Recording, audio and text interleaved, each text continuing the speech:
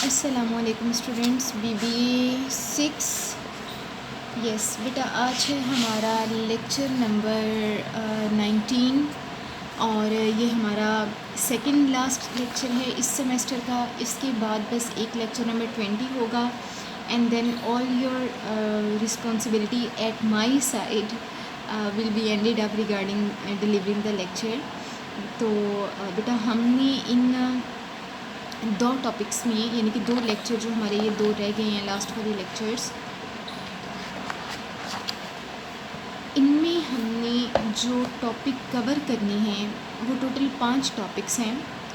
International market research है, इनको term है, एजेंसी कॉन्ट्रैक्ट्स हैं, डिस्ट्रीब्यूशन चैनल्स हैं एंड देन डिस्ट्रीब्यूशन प्रॉब्लम्स हैं। ठीक है, सो लेट्स सी के लेक्चर नंबर 19 में कितने होते हैं। 2 होते हैं, 2.5 होते हैं, कितने लेक्चर्स होते हैं। फिर जो रह जाएंगे वो इंशाल्लाह हम नेक्स्ट जो हमारा लेक्चर नंबर 20 है वो हम उसमें कवर अप कर लेंगे। ठीक है, ये एजेंसी कॉन्ट्रैक्ट, डिस्ट्रीब्यूशन चैनल या डिस्ट्रीब्यूशन प्रॉब्लम्स, ये तो बहुत ईजी है ना, फिंगरप्रिंट्स पे हैं।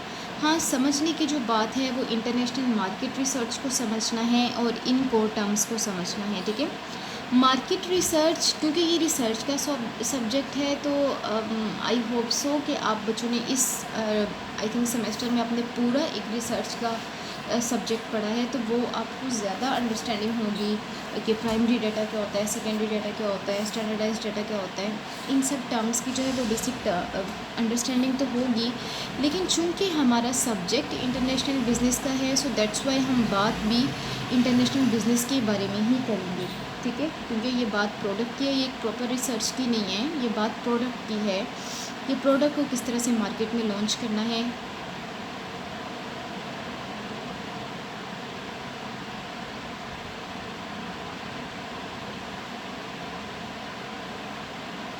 अच्छा बेटा, मुझे आज फ़ीवर है, सो दैट्स वाई आपको मेरी आवाज़ से भी लग रहा होगा कि मैम बहुत हल्का हल्का सा बोल रही हैं।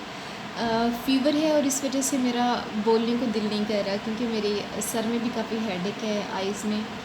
तो but I will try my best इंशाल्लाह कि आपको उसी एक्साइटेड वे में जो है वो मैं आपको पढ़ाऊँ, लेकिन ना अगर पढ़ा सकी तो उसके लिए मैं माज़रत चाहूँगी।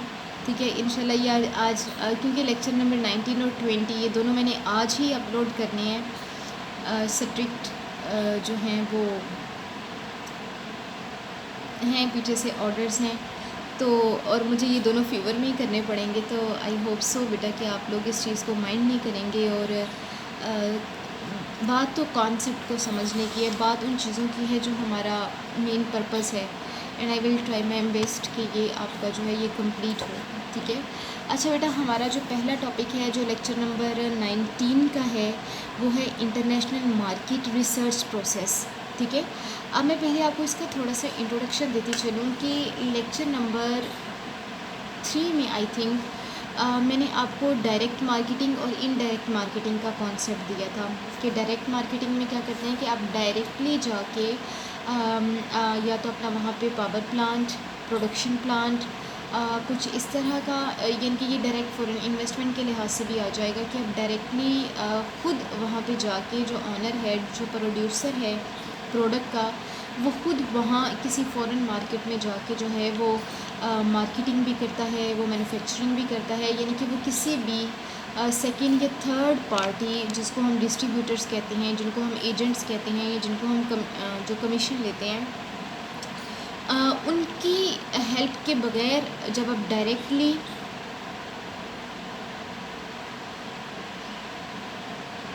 अपना बिज़नेस स्टार्ट करेंगे तो देन डेफिनेटली वो डायरेक्ट जो है वो मार्केटिंग में आ जाएगा कि आपने डायरेक्टली ख़ुद से एफर्ट की, बाय द फर्स्ट हैंड आप जो है वो उस मार्केट में एंटर हुए हैं, थ्रू द सेकंड और द थर्ड हैंड्स आप उस मार्केट में एंटर नहीं हुए। लेकिन एनी हाउ जो इनडायरेक्ट मार्केटिंग है उसमें ये होता है कि आपको डिस्ट्रीब्यूटर की, आपको एजेंट्स की, इवन दो समटाइम्स तो बिज़नेस को अपने एजेंट्स सेंड करने पड़ते हैं दूसरे कंट्रीज़ में, वहाँ पे अपनी प्रोडक्ट को लॉन्च करने में। पाकिस्तान में तो ये कॉन्सेप्ट नहीं होगा, क्योंकि पाकिस्तान में अभी तक कोई इतनी लार्ज स्केल का बिज़नेस ही नहीं है। लेकिन अगर आप यूएसए और यूके की बात करें तो फॉर एग्ज़ाम्पल लेट्स सपोज़ कि अमेरिका की एक कंपनी है और उसने जो है वो यूके में यानी कि इंग्लैंड में अपना कोई बिज़नेस कोई प्रोडक्ट लॉन्च करनी है। तो चूँकि वो कंपनी एक बेसिकली बहुत हाई स्केल कंपनी है, तो उसके लिए अपने अपने अमेरिकन एम्प्लॉइज़ में से कुछ मोस्ट एफिशिएंट एम्प्लॉइज़ को चूज़ करना और फिर उन्हें जो है वो with high salary and with high package of department and all the family expenses, इन सब चीज़ों को बियर करते हुए जब वो अपने किसी लोकल एम्प्लॉय को इंग्लैंड भेजेंगे, वहाँ पे उन्हें प्रॉपर घर, उनकी फैमिली और ये सब वगैरह। लेकिन पर्पस क्या होगा कि सिर्फ आपने जाके वहाँ पे मार्केट को रिसर्च करना है और आपने जो है वो हमारी प्रोडक्ट को अपनी क्योंकि वो भी उसी कंपनी के होंगे, यानी कि अपनी प्रोडक्ट को मार्केट में लॉन्च करना है।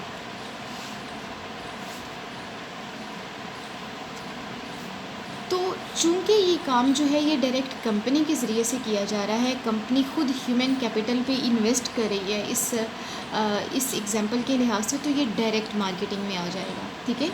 लेकिन अगर यूएसए में बैठ के आप यूके के डिस्ट्रीब्यूटर्स को हायर करेंगे, आप यूके के एजेंट्स को हायर करेंगे, उनसे रिक्वेस्ट करेंगे, उनके साथ एग्रीमेंट्स करेंगे कि सर हमारा ये प्रोडक्ट है, इसके ये बेनिफिट्स हैं, ये प्रोज है, ये कौन से हैं, तो आप अपनी मार्केट में हमारा ये प्रोडक्ट इंट्रोड्यूस कराएं, ठीक है। तो वो इनडायरेक्ट मार्केटिंग हो जाएगी।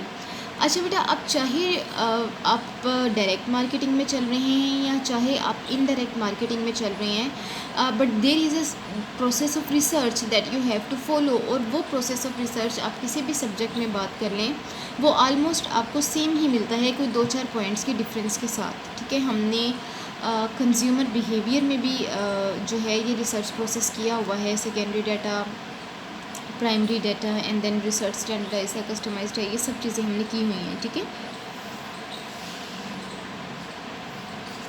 अच्छा बेटा, अब पहला जो प्रोसेस है मार्केट को रिसर्च करने का इंटरनेशनल बिजनेस के लिहाज से, वो सबसे पहला ये है कि चाहे आपने डायरेक्ट मार्केटिंग करनी है, चाहे आपने इनडायरेक्ट मार्केटिंग करनी है, but the very first step is कि आप उस मार्केट में अपॉर्चुनिटी को रियलाइज़ करें। जब तक अपॉर्चुनिटी नहीं होगी, आप चाहे डायरेक्ट मार्केटिंग की एफर्ट करें, आप इनडायरेक्ट मार्केटिंग की एफर्ट करें, जब स्पेस ही नहीं आपको मिल रहा, जब आपके लिए अपॉर्चुनिटीज़ ही नहीं है, जब आपको उस मार्केट में रूम ही नहीं मिल रहा, बेटा रूम का मतलब ये है कि गुंजाइश होना, यानी कि आपको कुछ ना कुछ जगह मिल जाए, ठीक है। तो जब आपको रूम ही नहीं मिल रही किसी फॉरेन मार्केट में, तो आप कैसे वहाँ पे जो है वो अपनी प्रोडक्ट को लॉन्च कर सकते हैं।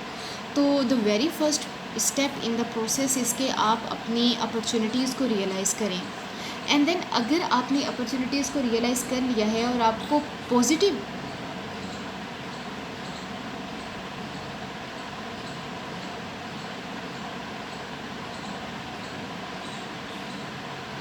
और आपको जो है वो पॉजिटिव आउटकम आई है, लेट्स सपोज़ कि आपको वहाँ के मार्केट से, वहाँ के कस्टमर से पॉजिटिव रिस्पॉन्स आए हैं और आपको लगा है कि yes there is a room for my product too, तो वहाँ पे फिर आपने क्या करना है, आपने रिसर्च प्रोसेस को डेवलप करना है।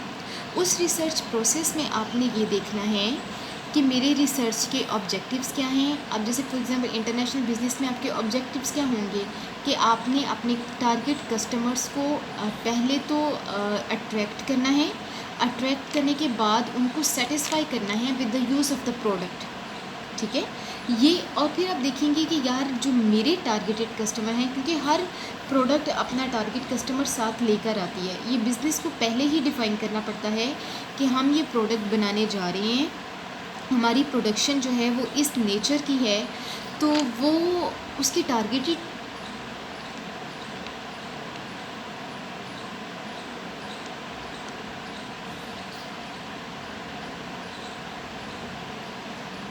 टारगेटेड कस्टमर्स क्या होंगे बेटा, बहुत माजरत के साथ, लेकिन मेरे लिए बोलना बहुत मुश्किल होता जा रहा है, तो लेकिन एनी हाउ चलें। तो उसके टारगेटेड कस्टमर्स जो हैं वो कौन से होंगे, फिर प्रोडक्ट जो अपने टारगेट कस्टमर्स डिज़ाइन करती है या प्लान करती है, वो जो होते हैं वो उस लिहाज से आप मार्केट को रिसर्च करते हैं। जहाँ पे आपको लगता है कि ज़्यादा डिमांड है, आप वहाँ पे ज़्यादा जो है वो अपनी मार्केट को लॉन्च करते हैं, जहाँ पे डिमांड ज़्यादा नहीं होती वहाँ पे आप नहीं करते। जैसे लेट सपोज़ मैं आपको एक छोटी सी एग्जांपल दूँ कि अगर कोई पब्लिशिंग का जिसका काम है, ठीक है, जैसे ऑक्सफोर्ड पब्लिशर्स हो गए, या आप बात कर लें जिनका जिनका ये पर्पज़ होता है कि उन्होंने छोटी सी स्ट्रीट शॉप जो है वो ओपन करनी है, जो पेपर ग्रोसरी ये हमारे रजिस्टर्ड्स बुक्स वगैरह से रिलेट करती हो, तो जाहिर सी बात है इस तरह के बिज़नेस के लिए उसे उस मार्केट में बैठना पड़ेगा जहाँ पे इन चीज़ों की परचेज़ ज़्यादा है, ठीक है। उसे उन एरियाज़ में जाना पड़ेगा जहाँ पे स्कूल्स ज़्यादा हैं, जहाँ पे यूनिवर्सिटीज़ हैं, जहाँ पे कॉलेजेस हैं, ताकि क्योंकि फिर उनके टारगेटेड कस्टमर्स उनके स्टूडेंट्स होंगे ना, वो पेरेंट्स या कोई दूसरा तो हो नहीं सकता। तो इस किस्म के टारगेटेड कस्टमर्स क्या होते हैं, वो स्टूडेंट्स होते हैं। So you have to choose the area, you have to choose the market where the students demand is high, ठीक है। So this is all about the research project. Then आपने research को डिज़ाइन करना है। Research को design कैसे करना है कि आपने स्टेप्स को डिज़ाइन करना है। अच्छा यार, मुझे मार्केट का पता चल गया है, मुझे प्लेस का पता चल गया है,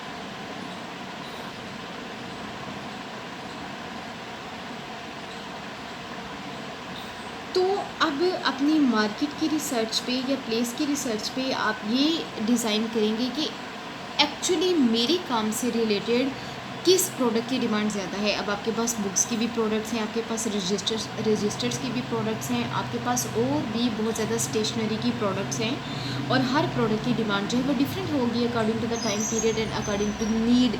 फिर आपको ये भी देखना पड़ेगा कि सेशंस क्या चल रहे हैं, सेमेस्टर्स कौन से चल रहे हैं, फाइनल पेपर्स, टर्म्स वगैरह। जैसे आप अभी अपने आप शॉप्स, ये जो नेट वाली शॉप्स होती हैं, नेट कैफ़े जिनको बोलते हैं, या जो आपकी यूनिवर्सिटीज़ में मौजूद जो होती हैं फ़ोटो कॉपियर्स होते हैं, इन सबको पता होता है।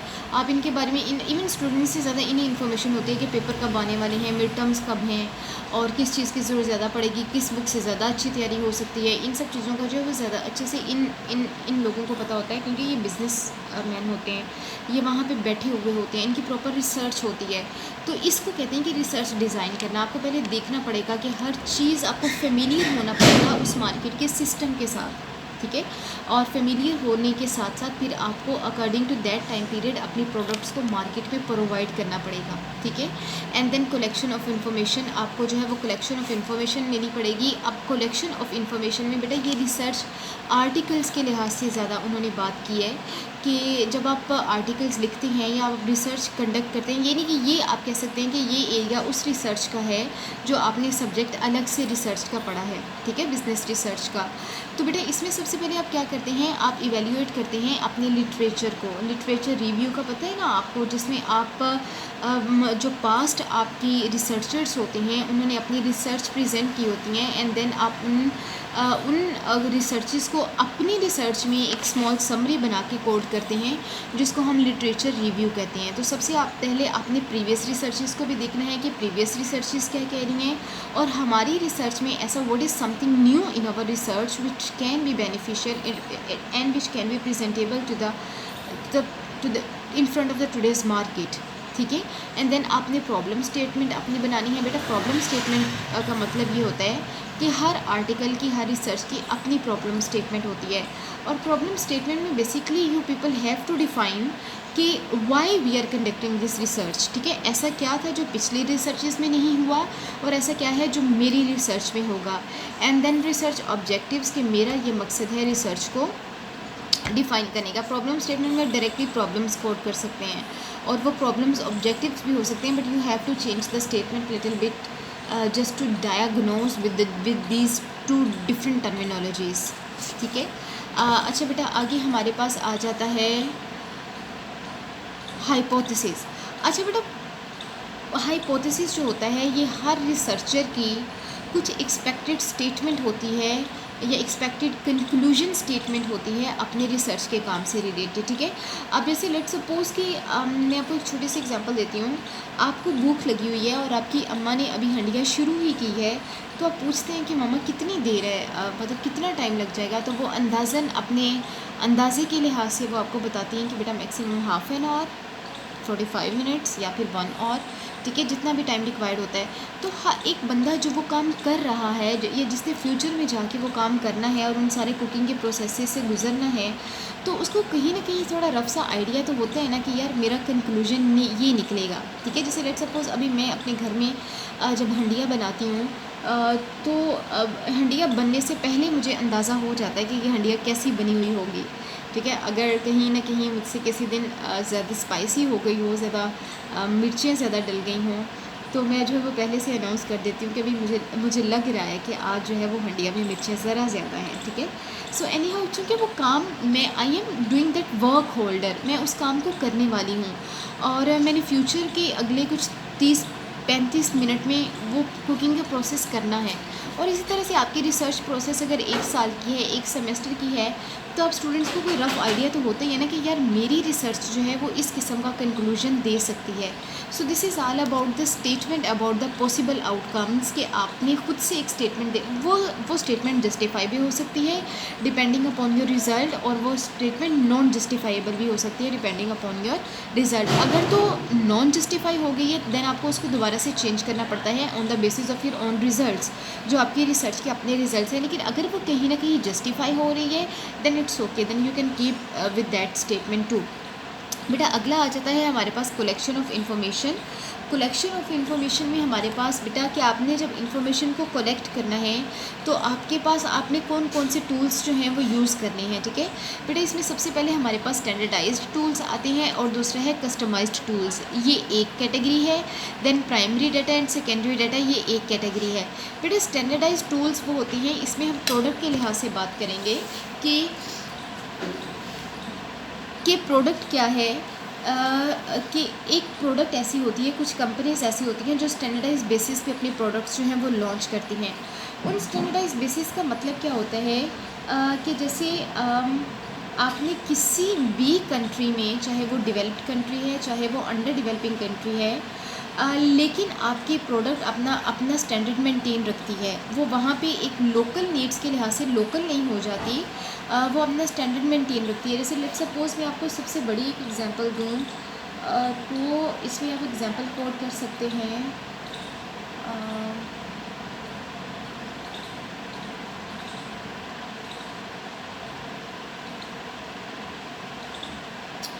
इतनी प्रोडक्ट्स मेरे माइंड में आ रही थी जब मैं आपको ये लेक्चर लिख रही थी। आप L'Oreal and Paris shampoo, yes, आप देखेंगे लोरियल एंड पैरिस लोरियन पैलेस, पता नहीं क्या मेरी जहन से नाम भी निकल गया है इसका, स्पेलिंग एक्चुअली दिस यूज़ हो गया, दैट्स वाई मेरे उसको बोलने में भी शायद गलती हो रही है। अच्छा बेटा इसमें होता क्या है कि अब लोरियन पैरिस जो है ये फ्रांस का प्रोडक्ट है, ठीक है, और ये एक स्टैंडर्डाइज्ड प्रोडक्ट है, यानी कि इसकी जो क्वालिटीज़ हैं वो आप चाहे फ्रांस में यूज़ करें, चाहे आप इंग्लैंड में यूज़ करें, चाहे आप अमेरिका में यूज़ करें, चाहे आप पाकिस्तान में यूज़ करें, चाहे आप इंडिया में यूज़ करें, इस प्रोडक्ट की क्वालिटीज़ जो हैं वो सेम हैं, ठीक है। जिन कस्टमर्स को सूट करती है वो यूज़ करें, जिनको नहीं करती है वो ना करें।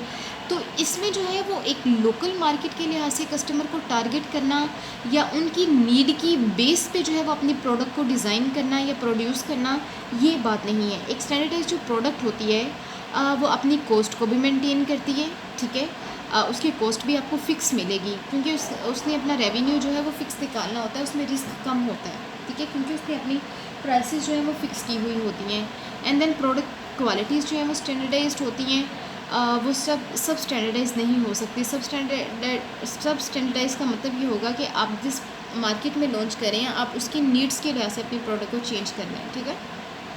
जैसे आप उसकी लाइफ एंड बॉय शैम्पू की देख लें, तो लाइफ एंड बॉय शैम्पू जो है वो हमारे पाकिस्तान में बालों से रिलेटेड जितने भी इश्यूज़ हैं उन्होंने उन सारे इश्यूज़ को टैकल करते हुए जो है वो अपनी प्रोडक्ट बनाई है, ठीक है। आप पेंटीन को देख लें कि पेंटीन जो डिज़ाइनर हैं उस प्रोडक्ट के हेयर फॉल के लिए अलग से है, हेयर स्ट्रेंथनिंग, हेयर शाइनिंग, मतलब इन सब के लिए जो है वो अलग अलग है, ठीक है।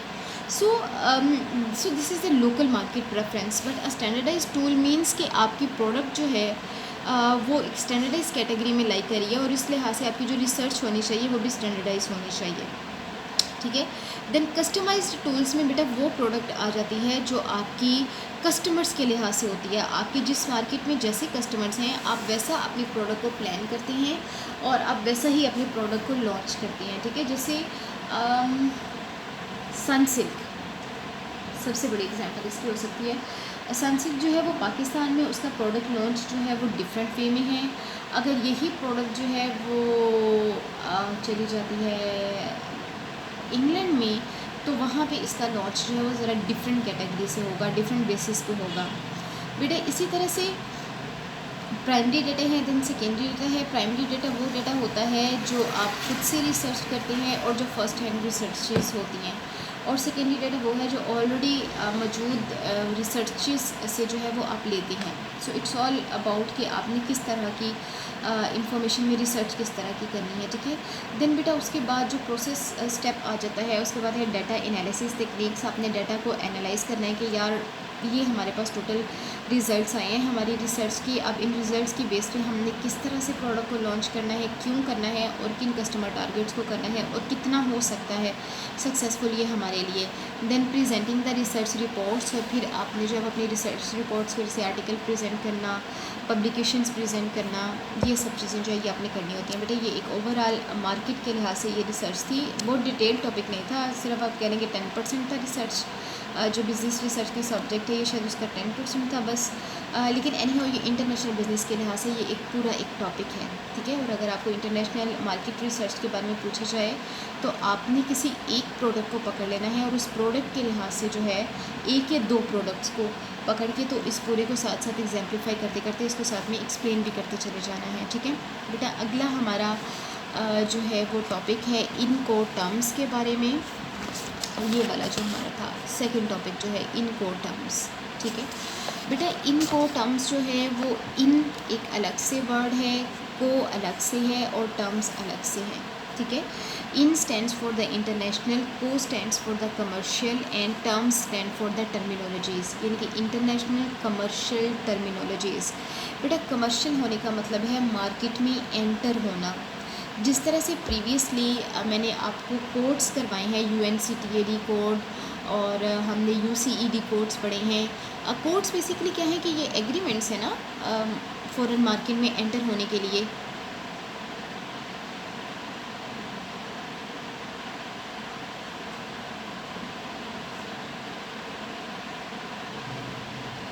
अच्छा बेटा अब होता क्या है कि ये इंटरनेशनल कमर्शियल टर्मिनोलॉजीज़ भी ये भी तरह के एग्रीमेंट्स हैं, छोटे एग्रीमेंट्स कह लें या बड़े एग्रीमेंट्स में कह लें, जिसमें बेसिक चीज़ें जो आप को गो थ्रू करना पड़ती हैं वो ये है कि आपको ट्रेड कॉन्ट्रैक्ट्स करने पड़ते हैं, ठीक है। ट्रेड कॉन्ट्रैक्ट आपके लॉन्ग टाइम पीरियड के लिए भी हो सकते हैं, शॉर्ट टाइम पीरियड के लिए भी हो सकते हैं, प्रोजेक्ट वाइज भी हो सकते हैं। उसके बाद आपको प्रोडक्ट की प्राइस से लेके ओवरऑल कॉन्ट्रैक्ट के profit and loss each and everything, इनकी आपको प्राइस सेटलमेंट करनी होती है हर लिहाज से कि हमारी कॉस्ट क्या चल रही है, हमें प्रॉफिट क्या होना चाहिए, हमारा मार्जिन क्या होना चाहिए, हमारा स्प्रेड क्या होना चाहिए ये सब चीज़ें। उसके बाद जब आप कॉन्ट्रैक्ट की तरफ आते हैं तो you have to negotiate through the, बेटा इनके आर्टिकल्स होते हैं और आर्टिकल्स जो हैं वो 19 आई थिंक फर्स्ट आर्टिकल 1963 में प्रेजेंट हुआ था। सेकंड आर्टिकल जो है वो 1987 में शायद या 86 में शायद जो सेकंड आर्टिकल यानी कि इसकी एडवांस जो एक फॉर्म है वो। और बेटा अभी रिसेंट जो है वो 2000 में लॉन्च हुआ था जिसमें डिफरेंट क्लॉजेज ऐड किए गए और ट्रेड के लिहाज से जो डिफरेंट डिमांड्स थी, चूँकि जैसे जैसे टाइम बदलता जाता है उस तरह से आपका वे ऑफ ट्रेड भी बदलता जाता है, चाहे वो मार्केट लोकल मार्केट में हो या चाहे वो इंटरनेशनल मार्केट में हो। तो इस तरह से फिर वो जो क्या है वो आपको रिसेंट जो 2000 एडिशन है आपको उससे प्रॉपर उसकी निगोशिएशन के लिहाज से आपको निगोशिएट करके अपने कॉन्ट्रैक्ट को जो है वो आपको स्पेसिफाई करना पड़ता है, उसको फाइनल करना पड़ता है, इसके टर्म्स को, कंडीशन को, नॉर्म्स को, रिम्यूनरेशंस को, हर चीज़ को। अच्छा बेटा आगे टाइप ऑफ इंटरकॉम्स जो हैं वो बेसिकली 3 तरह के टाइप ऑफ इंटरकॉम्स हैं जिनमें हमारे पास जो है वो टाइप ई आ जाती है, टाइप एफ आ जाती है एंड टाइप सी आ जाती है, ठीक EFC। अच्छा बेटा अब टाइप ई जो है उसका मतलब ये है टाइप ई की कैटेगरी में रह के जो कॉन्ट्रैक्ट्स होते हैं, जो इंटरनेशनल बिजनेस कॉन्ट्रैक्ट्स होते हैं या ट्रेड कॉन्ट्रैक्ट्स होते हैं, उनमें आपने ये करना होता है कि आपने हर तरह से बायर को फैसिलिटेट करना होता है। यानी कि टाइप ई इंटरकॉम एग्रीमेंट ये कहता है कि टाइप ई इंटरकॉम एग्रीमेंट ये कहता है कि आपने जब कॉन्ट्रैक्ट करना है तो आपने ज़्यादा से ज़्यादा अपने बायर को फैसिलिटेट करना है। आपने ऐसी कंडीशंस उनके सामने रखनी हैं जो कि एक बायर के लिए इजी एक्सेप्टेबल हों और इजी अडॉप्टेबल हों, ताकि आपका कॉन्ट्रैक्ट एक फ्रेंडली और बायर फैसिलिटेशन कॉन्सेप्ट के लिहाज से जो है वो जो है वो सेटल हो जाए। ठीक है, अगर आप F की बात करते हैं, कैटेगरी F की बात करते हैं, तो इसमें थर्ड पार्टी ट्रांजैक्शन होती है, नॉट द मेन वन। ठीक है, यानी कि आपने किसी थर्ड पार्टी के ज़रिए से जो है वो अपने ट्रांजैक्शंस करनी होती हैं। इसमें बायर को भी उतना ही प्रेफर किया जाता है और सेलर को भी उतना ही प्रेफर किया जाता है, क्योंकि सेलर ने भी कॉस्ट को बियर करना होता है और बायर ने भी क्या करना होता है, कॉस्ट को बियर करना होता है।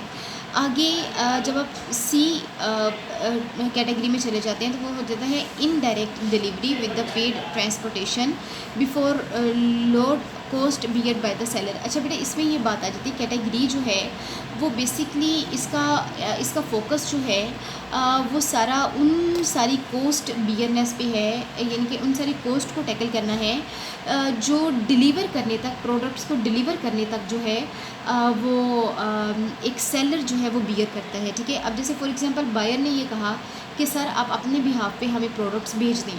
इवन दो कि आप समटाइम अपने लोकल कंट्रीज़ में भी देखें कि जब छोटी अगर आपने किसी दुकान से जगह कुछ चीज़ मंगवानी होती है तो सेलर्स क्या कहते हैं कि सर आपको आपका प्रोडक्ट आपके घर पे मिल जाएगा।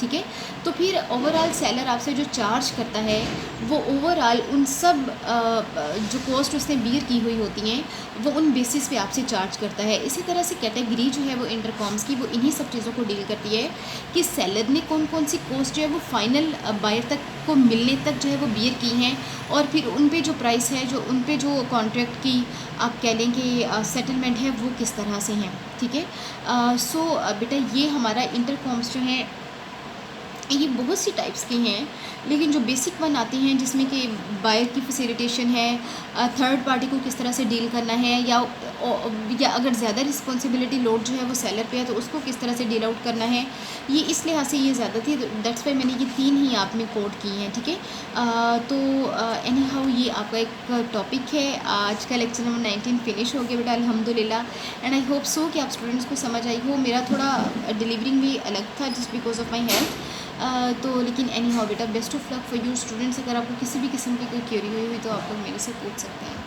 ओके, अल्लाह हाफ़िज़।